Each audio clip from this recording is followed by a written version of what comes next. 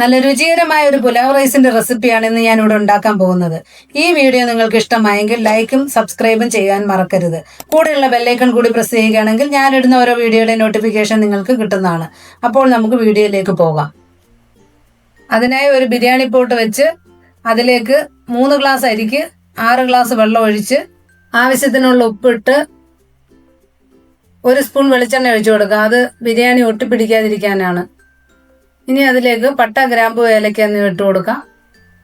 ഒന്ന് തിളച്ച് വരുമ്പോൾ അതിലേക്ക് കഴുകി ഊറ്റി വെച്ച അരി ഇട്ട് കൊടുത്ത് അതൊന്ന് വേവിച്ചെടുക്കാം.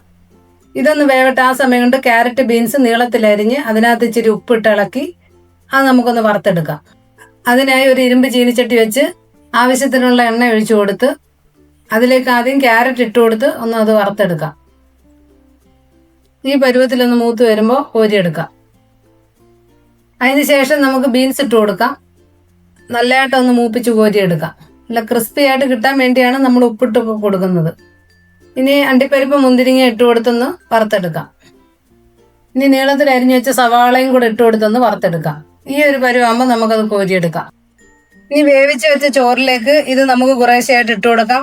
ബാക്കി വരുന്നത് പിന്നീട് നമുക്ക് മുകളിൽ ഇട്ട് കൊടുക്കാനായിട്ട് മാറ്റി വെക്കാം. അതിൽ കുറച്ച് പൈനാപ്പിൾ എസൻസ് ഒഴിച്ചു കൊടുക്കാം. അപ്പോൾ നല്ല ഒരു മണം കിട്ടും. ഇത് ഓപ്ഷനിലാണ്, ആവശ്യമുണ്ടെങ്കിൽ ഒഴിച്ചു കൊടുത്താൽ മതി. കുറച്ച് നെയ്യ് ഒഴിച്ചു കൊടുക്കാം. ഇനി പാലിൽ നമ്മൾ കുറച്ച് മഞ്ഞൾ കലക്കിയത്, അത് ഒരു നിറം കിട്ടാൻ വേണ്ടിയിട്ടാണ്. അത് അവിടെ ഇവിടെ ആയിട്ട് ഒഴിച്ചു കൊടുക്കാം. അത് ഫുള്ള് മഞ്ഞ കളറായിട്ടല്ല, ഇടയ്ക്കിടയ്ക്ക് വെള്ളച്ചോറ് മഞ്ഞ അങ്ങനെ ആയിട്ട് ഇരിക്കുന്നത്. നല്ലതായിട്ടൊന്ന് ഇളക്കി കൊടുക്കാം. ഇനി ബാക്കി വന്ന് നമ്മൾ മാറ്റി വെച്ചിരുന്നത് അതിൻ്റെ മുകളിലോട്ട് ഇട്ട് കൊടുക്കാം. കുറച്ച് നെയ്യും കൂടെ ഒഴിച്ചു കൊടുക്കാം.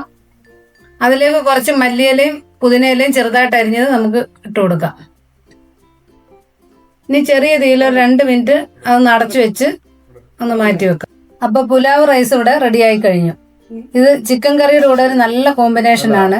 ഈ പുലാവ് റൈസ് വീഡിയോ നിങ്ങൾക്ക് ഇഷ്ടമായെന്ന് കരുതുന്നു. നിങ്ങളുടെ അഭിപ്രായങ്ങൾ താഴെ കമൻ്റായി അറിയിക്കാൻ മറക്കല്ലേ.